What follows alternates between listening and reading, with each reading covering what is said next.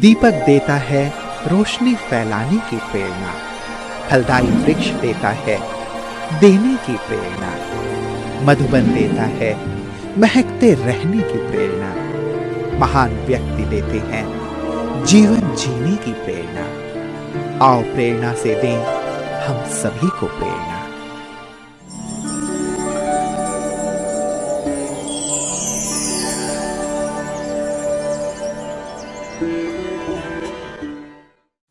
सुनाम पंजाब राज्य के संगरूर जिले में स्थित है। सुनाम शहीद ऊधम सिंह वाला का जन्मभूमि भी है। ऊधम सिंह के नाम पर यहां म्यूजियम और गार्डन भी बना हुआ है। सुनाम ब्रह्मा कुमारी ईश्वरीय विश्वविद्यालय की मुख्य संचालिका हैं राजयोगिनी मीरा दीदी जी। मीरा दीदी जी का जन्म 1965 में पंजाब के पटियाला में हुआ। बचपन में संगीत एवं भक्ति में विशेष रुचि रखती थी।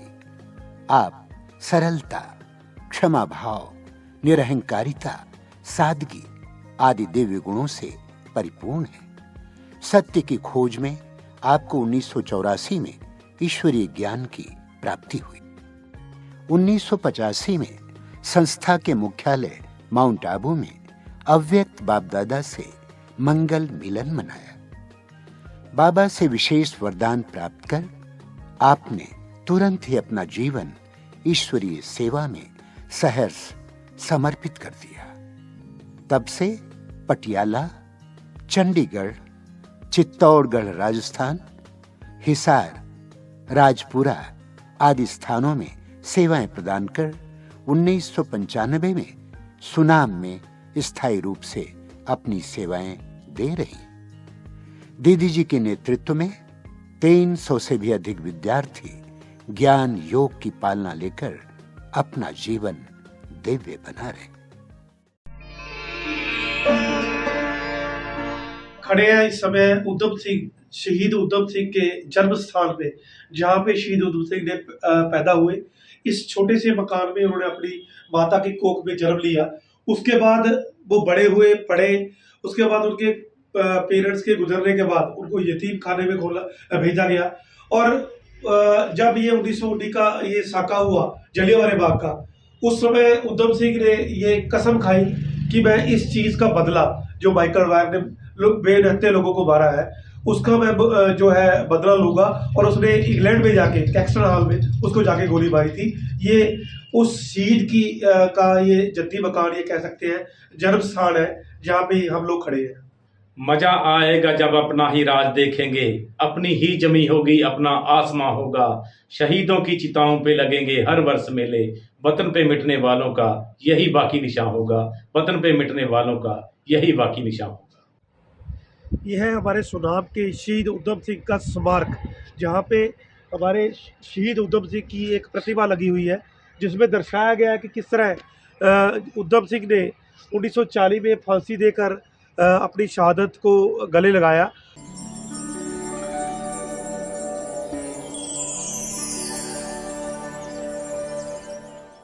हमारे माता पिता बहुत ही भक्ति भाव वाले थे और जिनके अंदर बहुत ही परमात्मा की तरफ उनकी लगन थी। पिताजी हमारे सवेरे अमृत वेले उठ के 4 बजे गुरबाणी चला देते थे और माता जी रोज मंदिर जाया करते थे और बहुत उनका प्यार था भगवान के प्रति। हमेशा बहुत स्नेह रखते थे और हम सब बच्चों को भी हमेशा यही कहा करते थे कि आप जब तक मंदिर में माथा टेक के नहीं आओगे तब तक आपको खाना नहीं मिलेगा। इस तरीके से उन्होंने हमारे संस्कारों को बहुत शुद्ध बनाया। बहुत प्यार भरी भावनाएं थी हमारे घर में। इस तरीके से हमने देखा अपने माता पिता को और वो हमें यही कहा करते थे, बेटा कहीं भी कुछ खा के आते हो, लंगर का कुछ भी खा के आते हो, वहाँ ऐसा नहीं है कि दान खा के आ जाओ, नहीं, उसका चुका के भी आना है। अगर आपने 5 का खाया तो 10 का मत्था टेक के ही आना है। इस तरीके के संस्कार हमें शुरू से हमारे माता पिता ने बहुत प्यार भरे संस्कार दिए और इतना उनके अंदर प्यार था कि जो हमें भी, वो खुद भी सेवा करते थे, मंदिर में जाया करते थे और सेवा करते थे। हमारे को भी उन्होंने हमेशा सेवा भाव में लगा के रखा कि जाओ, आज आप थोड़ा फ्री हो, आज आपको छुट्टी है, आप जाके मंदिर की सेवा करके आओ। तो इस तरीके से हमें उन्होंने सेवा भाव में हमेशा ही लगा के रखा। तो ये उनके जो संस्कार हम सबको मिले, तो शायद हम आज यहाँ पहुँच रहे हैं, इस लगन के आगे बढ़ रहे थे। और ऐसे अंदर अंदर एक प्रश्न भी जरूर उठता था मंदिर जब जाते थे। तो जब भी मैं सबको देखती थी, इतनी दुनिया आती है मंदिर में आके माथा टेकती है और हर एक देवी देवताओं को इतना प्यार करते हैं सारे आकर के। मेरे मन में भी यही आता था हमेशा कि इनको सब प्यार करते हैं देवी देवताओं को, इनमें से भगवान कौन है। एक दिन मैंने पंडित जी से पूछा कि पंडित जी आप मेरे एक क्वेश्चन का आंसर देंगे। कहते क्या? मैंने कहा सब लोग इतने मंदिर में आते हैं, सब देवी देवताओं को माथा टेकते हैं, इतना प्यार करते हैं, क्या आपको मुझे बताएंगे कि इनको बनाने वाला कौन है, ये कैसे बने हैं, इतने सारे देवी देवताओं में से भगवान कौन है। तो पंडित जी मेरी छोटी छोटी बच्ची को देख के हंसने लगे, कहने लगे बेटा ये क्वेश्चन ऐसा नहीं होता, ये सब भगवान होते हैं, ये भगवान का रूप होते हैं, इनके लिए ऐसे प्रश्न नहीं पूछते, ये सब भगवान है। लेकिन मेरे मन के अंदर कहीं ना कहीं दुविधा थी, मैं किससे पूछूं, ये अपने मदर को भी नहीं पता ये बातों का, तो इनसे भी नहीं पूछ सकती। अंदर अंदर एक दुविधा चलती रहती थी। तो इतने में हम लोग जब हमारे पास हमारे एक माता जी जिनकी बेटी आजकल कैलाश बहन जी हमारे राजपुरा में रहते हैं, वो भी सेंटर इंचार्ज हैं, तो उनके घर में हम लोग थोड़ा टाइम कथा सुनने जाते थे, सुख सागर भागवत पढ़ते थे। उसमें भी गोपियों की बातें आती थी और वहाँ पर हम लोगों को बड़ा अच्छा लगता था, रोते रहते थे कि भगवान कभी आप गोपियों को मिले हो, हमें भी मिलेंगे कभी, आप किस रूप में हमें मिलेंगे। तो मैं सुनते सुनते पढ़ते पढ़ते बहुत रोया करती थी। मैं कहती थी हे भगवान कब मिलेंगे आप हमें, किस रूप में मिलेंगे, आप कब अपना परिचय देंगे। ऐसे मेरे मन के अंदर प्रश्न उठते रहते थे। हमारी अंतरात्मा को भगवान सुन रहा था, कहते हैं ना, सुन रहा था। तो इतने में वो परिवार ज्ञान में चल पड़े, ब्रह्मा कुमारी विद्यालय के अंदर आए और वो ज्ञान में चल पड़े। और ज्ञान में चले तो उनके जीवन के अंदर बहुत बड़ा परिवर्तन देखा मैंने पूरे परिवार के अंदर। तो मैंने एक दिन पूछा कि आपके घर में इतनी शांति शांति से रहने लग गई और आप बहुत रुचि आपकी कहीं और चली गई है।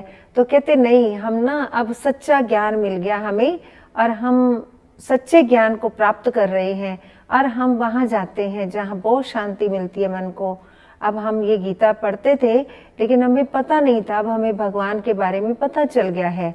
तो जैसे हमें भगवान के बारे में पता चल गया तो हम वहाँ अब ये सुख प्राप्त करते हैं। इस तरीके से फिर मैंने कहा एक दिन कि आप जहाँ जाते हो क्या आप मुझे लेके चलेंगे वहाँ पर। तो कहते हाँ जरूर लेके चलेंगे। तो हम सबको वो ज्ञान में चलाने के निमित्त वही परिवार बना और मैं उनके साथ जब फर्स्ट डे बाबा के घर में गई और मुझे सच में जैसे ही मैं गई और बाबा के कमरा देखा, बाबा को देखा, ऐसे लगे जैसे मेरा खोया हुआ पिता मुझे मिल गया हो। और इतना मुझे प्यार का अनुभव हुआ बाबा से। और मेरे को वो जो समझाया गया म्यूजियम और उसमें पहला चित्र ही स्वर्ग का दिखाया और कि हम ऐसे देवी देवता बन सकते हैं। तो बस मेरे मन में प्रश्न तो था ही, उसका आंसर भी वहाँ मिल गया और मेरा निश्चय वहीं से शुरू हो गया कि यहाँ ही हर क्वेश्चन का आंसर मिल सकता है।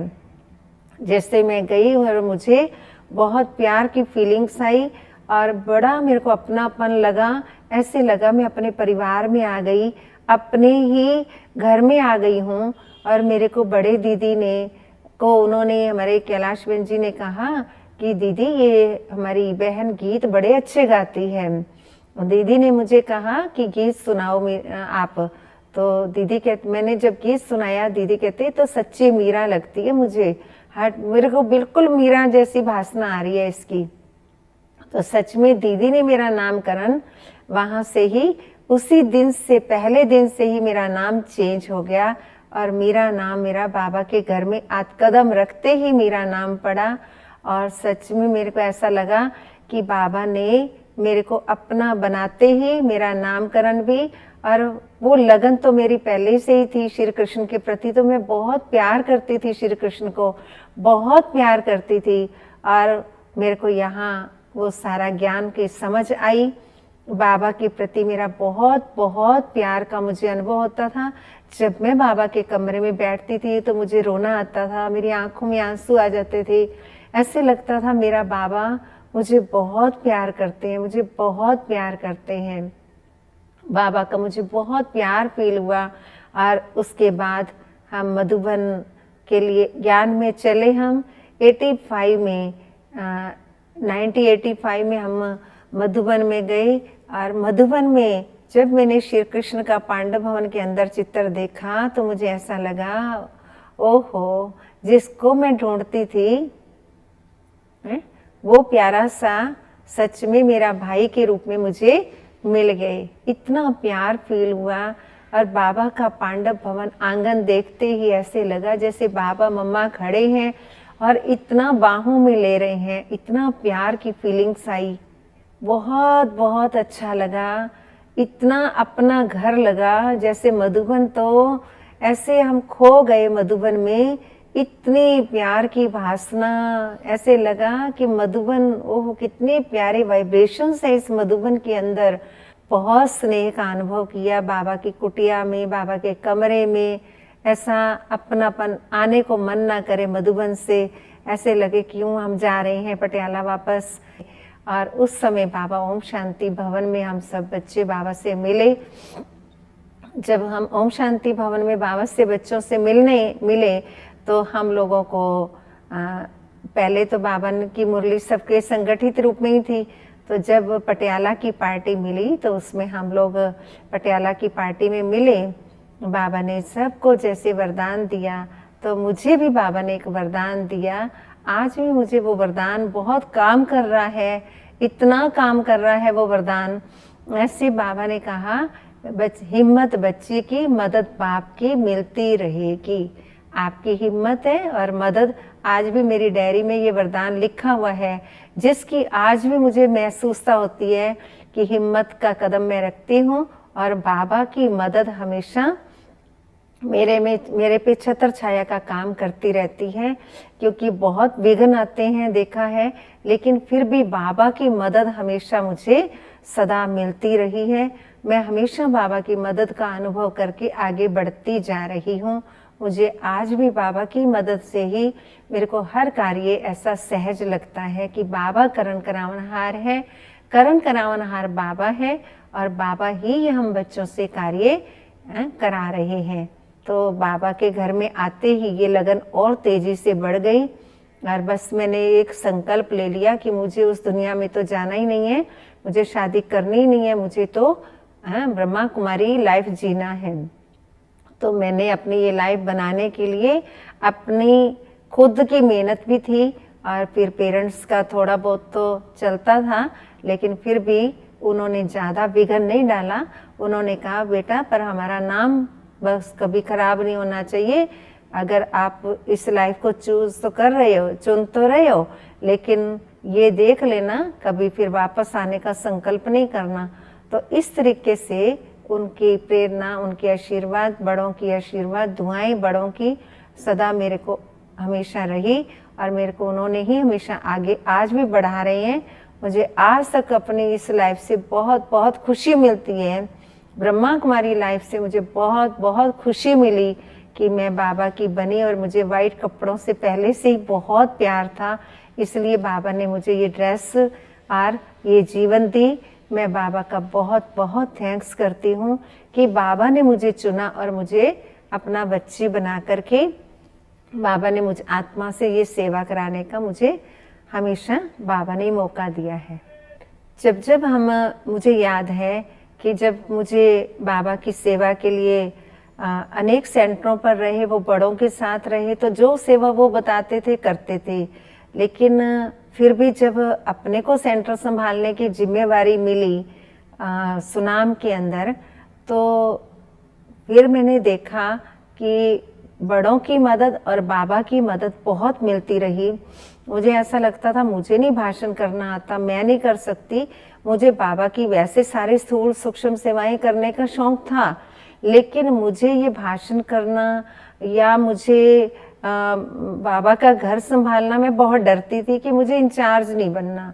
मैं इंचार्ज बनने से हमेशा डरती थी कि इतनी बड़ी बड़ी सेवाएं करना मेरे वश का काम नहीं है। लेकिन मैंने देखा बड़ों ने मेरे को योग्य समझा, बाबा ने समझा। जितनी मैं डरती थी उतनी मुझे जिम्मेवारियां मिलती गई। और बाबा ने मेरे से इतने बड़े बड़े कार्यक्रम कराए कि यहाँ कोई ऐसा व्यक्ति नहीं जो हमारे बड़े हैं, सीनियर हैं, वो ना आए हों। हमारे इवन की दादी जी ने इस सेवा केंद्र का उद्घाटन किया हमारे, और दादी जी ने इसका उद्घाटन किया। मनोहर दादी जी भी हमारे पास 2 बार आए, बड़े बड़े कार्यक्रम हुए। उषा दीदी जी भी हमारे पास 2-3 बार आ गई। और ऐसे हमारे पास डॉक्टर गिरीश पटेल हैं, डॉक्टर बनारसी भाई जी हैं, किन किन का नाम लूँ मैं, बहुत सारे भाई बहन, डॉक्टर सचिन जी भी, बहुत सारे हमारे भाई बहन, इस जो बड़े सीनियर्स हैं हमारे, वो सब यहाँ आए और बड़े बड़े कार्यक्रम हुए। विशेष सेवा तो यहाँ सुनाम में बहुत, हर वर्ग को यहाँ टच किया। कोई ऐसा वर्ग नहीं कि जिसको हमने यहाँ सेवा ना की हो, चाहे डॉक्टर्स हों, एडवोकेट्स हों, चाहे चीफ मिनिस्टर की भी हमने राखी बांधी यहाँ। और ऐसे कोई भी यहाँ कैबिनेट मिनिस्टर रहे, कोई भी किसी भी वर्ग वालों को मैं कह सकती हूँ कि हर वर्ग की आत्माओं की सेवा हुई है, चाहे वो छोटे बच्चे हैं, चाहे कि ग्रामीण बना किसान रूरल विंग के हैं। इस तरीके से हर एक बैंक है, हर एक आत्मा की यहाँ सेवाएं की हैं। मेरे को लगता नहीं कि सुनाम के अंदर मैंने किसी तरीके से कोई कमी छोड़ी है। हर वर्ग को टच किया है, चाहे वो गांव की सेवाएं हैं, चाहे वो शहर की सेवाएं हैं, चाहे वो मिनिस्टर्स की सेवाएं हैं, चाहे कोई वीआईपी सेवाएं हैं। कोई डीसी ऐसा नहीं है कि जो हमारे सुनाम सेंटर पे ना आए हों। ऐसा लगता है कि सब, हर एक आत्मा को हमने, गवर्नर्स हैं, रोटरी के गवर्नर्स हैं, बड़े बड़े कार्यक्रम यहाँ होते रहे हैं शुरू से, और बहुत बड़े बड़े कार्यक्रम शुरू से हुए हैं यहाँ, और बहुत बड़ी बड़ी सेवाएं हुई हैं।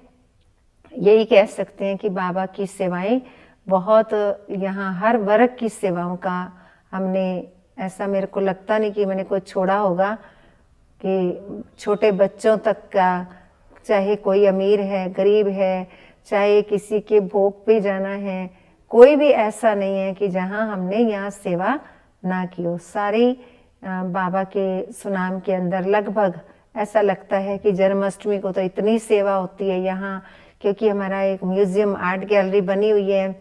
इस आर्ट गैलरी के अंदर जन्माष्टमी के टाइम में तो मुझे लगता है कभी 5,000, 7,000, 10,000 तक भी लोग आए हैं इस आर्ट गैलरी को देखने के लिए। और बहुत बड़ी सेवा होती है जन्माष्टमी के टाइम, विशेष रूप में शिवरात्रि और जन्माष्टमी के टाइम में विशेष यहाँ सेवाएं बहुत होती हैं। मेरे को विशेष धारणा हमेशा सच्चाई, सफाई, पवित्रता, ये मुझे बहुत अच्छी लगती है। मैं हमेशा एक बात जरूर सोचती हूँ कि जब बाबा हमारा सच्चा है, हमने सत्युग में जाना है। मेरे को झूठ बोलना बिल्कुल पसंद नहीं है, हमेशा सत्यता पसंद है। और जो बात जैसी है, हेर फेर नहीं कर सकती मैं। कोई भी छल कपट जैसा अंदर नहीं आता मन में कि ये ऐसे बताऊं, ऐसे करूं। हमेशा मुझे सच्चाई, सफाई बहुत पसंद है, अपने भी और दूसरों की भी सच्चाई, सफाई पसंद है। और ये धारणा मुझे हमेशा पसंद रहती है। और अमृत वेला योग का और विशेष मुरली क्लास के लिए मुझे बहुत एक्यूरेट पसंद है कि मुरली क्लास के अंदर मुझे अपना भी और भाई बहनों का भी आना मुझे बड़ा पसंद रहता है। हमेशा मैं यही चाहती हूँ कि बाबा की ये जो धारणाएं हैं, मर्यादाएं हैं, इससे हम कभी भी बाहर ना जाएं। बाबा की बताई हुई श्रीमत है, मर्यादाएं हैं, इनके अंदर हम रह के अपने जीवन को और अच्छा बनाते जाएं, है ना। जैसे बाबा चाहता है वैसे हम बनते जाएं। ये विशेष मेरे जीवन की एक धारणा रही है। मैं हमेशा सत्यता के ऊपर अपने आप को हमेशा बहुत बहुत पसंद करती हूँ, अपनी भी और सबकी भी, क्योंकि मेरे साथ कोई भी इस तरीके से डबल करे कोई कर्म, चाहे कोई छोटा हो बड़ा हो, मुझे थोड़ा पसंद नहीं आती ये बातें, क्योंकि मैं स्पष्टवादी हूँ। मुझे हमेशा स्पष्ट रहना ही पसंद रहता है, खुश रहना, स्वस्थ रहना, ये मेरे जीवन की धारणा है। हमेशा सच्चाई, सफाई, सादगी मेरा अपना एक बहुत बड़ी धारणा है मेरे अपने जीवन की। मैं यज्ञ से भी बहुत मेरा प्यार है। हमेशा मेरे को यज्ञ के प्रति ऐसा होता है कि जितना मैं यज्ञ के प्रति कर सकूं, करा सकूं सफल, अपना बहुत मेरे को शौक रहता है यज्ञ के प्रति सफल कराने का और करने का। जब भी मेरे पास होता है मुझे यही शौक होता है मैं मधुबन बाबा के यज्ञ में भेजूं, बाबा के स्थान पर भेजूं। जैसे इतना अंदर से यज्ञ के प्रति बहुत ईमानदारी, वफादारी मेरे मन में बहुत बहुत रहती है। मेरा यज्ञ है, मेरा प्यारा बाबा का घर है, मेरा मधुबन है, मेरे बड़े हैं, जैसे मुझे बहुत ये धारणा विशेष मेरे अंदर ये रहती है। वर्तमान समय मेरे जीवन के यही एक पुरुषार्थ रहता है। अब मुझे ज़्यादा कोई आवाज़ से बोले मेरे को बिल्कुल अच्छा नहीं लगता, दिल ही नहीं करता कि कोई ऊंची आवाज़ से बोले, और बस अंदर अंदर अब मैं मुझे होता है कि मुझे सहनशील बनकर, समा करके, हर बात को अंतर्मुखी बन करके अपना गुप्त पुरुषार्थ करना है। अंदर मैंने अपने बाबा समान स्थिति बनानी है, और मेरी यही एक संकल्प रहता है कि मैं अपना ऐसा पुरुषार्थ करूं, जितना हो सके मैं अपने पुरुषार्थ को बढ़ाऊं, और मेरा ऐसा पुरुषार्थ बढ़े कि जिससे मेरी और उन्नति होती जाए। जो मेरे बड़े चाहते हैं, जो मेरे प्यारे बाबा चाहते हैं, और जो मैं खुद आत्मा चाहती हूँ, जो मेरे से भाई बहन चाहते हैं संतुष्ट रहना, मैं और भी अच्छा अपने को भी संतुष्ट रख सकूं और सब भाई बहनों को भी संतुष्ट रख सकूं। ये मेरा विशेष आजकल पुरुषार्थ चलता है। यही कहेंगे कि बस बाबा के समय अनुसार इशारा हम सबको दिखाई दे रहा है, बाबा की मुरलियां हम सबको इशारा दे रही हैं, और अंतिम हम सबको दिखाई दे रही हैं ये चीज़ें कि अब समय बहुत कम रह गया है। इस कम समय के अंदर हम अपने आप को गुप्त पुरुषार्थी बना करके बाबा को प्रत्यक्ष करें, बाबा समान जीवन बनाएं। अपने प्यारे मम्मा बाबा जैसे उन्होंने हम सब के प्रति आश रखी है और सदा फॉलो फादर मदर कहते हैं, तो वो बाबा के दिल तख्त नशीन बने और ऐसा पुरुषार्थ करें जो हमारे से बड़े भी संतुष्ट रहें, और हम ऐसे सच्चे पुरुषार्थी बने, गुप्त पुरुषार्थी बने, और जीवन में अपने जितना अभी ज्ञान योग धारणाओं में थोड़ा कभी कहीं ऊपर नीचे होता भी हो तो अब वो ना हो, और जीवन को श्रेष्ठ बनाते चलें, और अपनी तैयारी अंदर करते करते हम अपने आप को बाप समान बनाते चलें।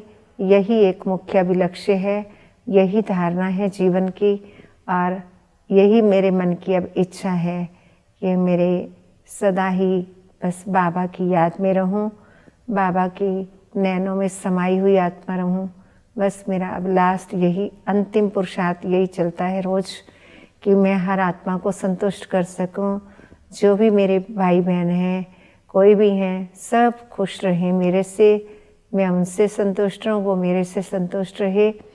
बस मेरी यही एक मैसेज है बाबा के सब बच्चों के लिए, कि बाबा का हर एक बच्चा बस निर्विघ्न बने, बाबा का प्यारा बच्चा लायक बने, और जितनी प्यारी बाबा की मुरली सुनते हैं वे उनके जीवन के अंदर समा जाए, धारणा मुहूर्त बन जाए। यही एक लक्ष्य है, बस यही एक लक्ष्य है सभी बाबा के बच्चों के लिए, कि बाबा की प्यारी मुरली सुनते सुनते उनके जीवन निर्बंधन बन जाएं और बाबा की यादों में समा जाएं।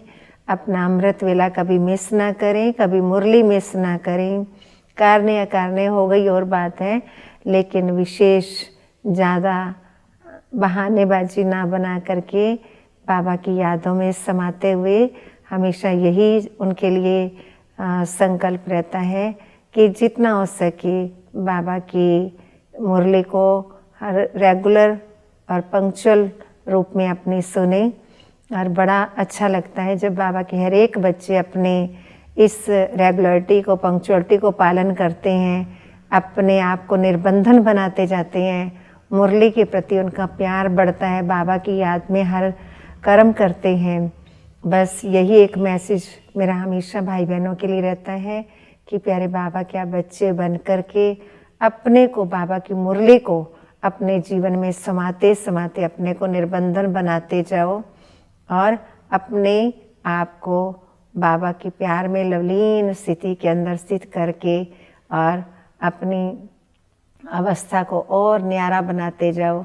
यही एक सच्ची संदेश है सभी बाबा के बच्चों के लिए कि हर एक प्यारा बाबा का बच्चा निर्बंधन बनता जाए और बाबा की हर मर्यादाओं को पालन करने में अपना सहयोग हमेशा बाबा से लेता रहे।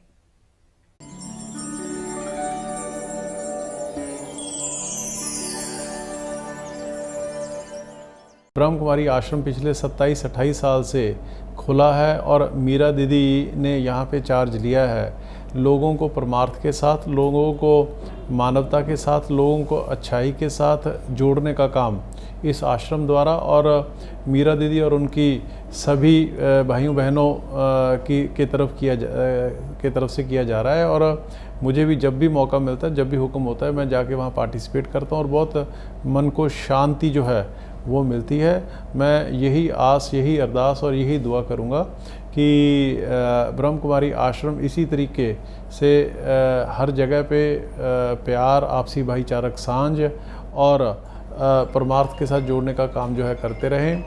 मीरा दीदी के जीवन से या उनकी प्रेरणाओं से अगर सीखने की बात है तो उन्होंने हमें समर्पण सिखाया है, हमें त्याग सिखाया है। जो हमारी पालना की है उसमें हमारी आँखों को साफ़ किया है, हमारे कानों को साफ़ किया है और जो हमारी बोलने की लहजे हैं, भाषा है, उसको शुद्ध किया है, जिसके चलते हम जो आने वाला जीवन है वो समाज में इस ज्ञान के प्रकाश के रास्ते जिएंगे। आदरणीय दीदी जी में आप समान बनाने की विशेषता है, सबको आगे बढ़ाने की कला है दीदी जी में। जैसे एक दुनिया में कहावत है, face is the index of mind. दीदी जी का चेहरा ही सेवा करता है। जैसे कहते हैं दृष्टि में रूहानियत, वाणी में मधुरता है। दीदी जी के हर कर्म में सेवा समाई हुई है। उनकी जो मैं लगन देखती हूँ वो सच में एक मीरा के जैसी, सच्ची गोपी की जैसी लगन है। तो पहली विशेषता ये कि भगवान के प्रति इतनी लगन कोई देख भी नहीं रहा। मैं और दीदी होते थे, दीदी डांस करवाते थे मुझे, छोटी थी, पार्टिसिपेट करते थे प्रोग्राम पे। तो वो लगन देखकर मुझे बहुत अच्छा लगता कि सच में आज इस दुनिया में किसी आत्मा की इतनी सच्ची लगन भगवान के साथ हो सकती है। वो लगन देखकर है ना, मुझे भी अपना जीवन, अपना जो मैंने समर्पित किया। और दूसरी जो विशेषता मैं आदरणीय बड़े दीदी जी में बचपन से ही देखती थी, वो थी दीदी जी का जीवन जो था वो सच्चाई, सफाई और सादगी से भरा हुआ था। दीदी जी की खास विशेषता हमने देखी, कितना क्षमा भाव है। कोई से भी गलती होती है तो दीदी बहुत जल्दी उसकी गलतियों को बहुत जल्दी माफ़ करके, शुभ भावना रख करके उनको बहुत जल्दी सहयोग से आगे बढ़ाते हैं। तो इस विशेषता को हम भी अपने जीवन में धारण करने की और बाबा से जो मदद है उसके साथ हमारा यही पुरुषार्थ है। हमारी दीदी में बहुत विशेषताएं हैं, लेकिन कुछ विशेषताएं मैं अपनी कविता के माध्यम से पेश करना चाहूँगा। परमात्मा से प्यार था बचपन से, परमात्मा से प्यार था बचपन से, करते थे भक्ति सच्चे मन से, बाबा ने ढूंढा वो सच्चा हीरा, वो है हमारे दीदी मीरा। खुद को परमात्मा पे कर दिया समर्पण, सौंप दिया उसको अपना तन मन, बन गए वो शिव की पटरानी, आज मैं सुनाऊं एक सच्ची कहानी। मन में रखते सच्चाई सफाई, मन में रखते सच्चाई सफाई, स्नाम में सेवा की सुनामी लाई, सबका रखते ध्यान, पूरी करें ज़रूरत। दीदी हमारी माँ जैसी ममता की मूरत। बाबा की ना कभी कराए गलानी, आज मैं सुनाऊं एक सच्ची कहानी। सेवा दीदी की सांसें, सेवा दीदी की सांसें, सेवा दीदी की जान। अथक सेवादारी, हमारी दीदी महान। बाबा की हमेशा बढ़ाई शान, हजारों आत्माओं का किया कल्याण। जे भवन बनाया विश्व कल्याणी, आज मैं सुनाऊं एक सच्ची कहानी। दीदी बनेंगी विश्व महारानी, आज मैं सुनाऊं एक सच्ची कहानी। आश्रम से जुड़ के जो इंसान इस रूहानी संस्थान से जुड़ जाता है, मैं समझता हूँ उसे कहीं और जाने की ज़रूरत नहीं रहती, क्योंकि दीदी के साथ मुझे 2-4 बार माउंट आबू जाने का भी मौका मिला है। मेरी इस आवाज़ को आपके माध्यम से मैं बताना चाहता हूँ कि जो भी इस आवाज़ को मेरी को सुन रहे हैं, तो निवेदन के इस संस्था के साथ जुड़ें और ज़्यादा से ज़्यादा जुड़ें। और जो दीदी यहाँ पे हमको, हमारे बच्चों को, हमारे बड़ों को जो आशीर्वाद के रूप में ये अपने लेसन देते हैं, ये वो किसी अखंड ज्योति से कम नहीं, अखंड ज्योति से कम नहीं। हमें फ़ख्र महसूस होता है कि हमारे शहर में अगर अध्यात्म की बात चलती है तो मीरा दीदी की बात चलती है।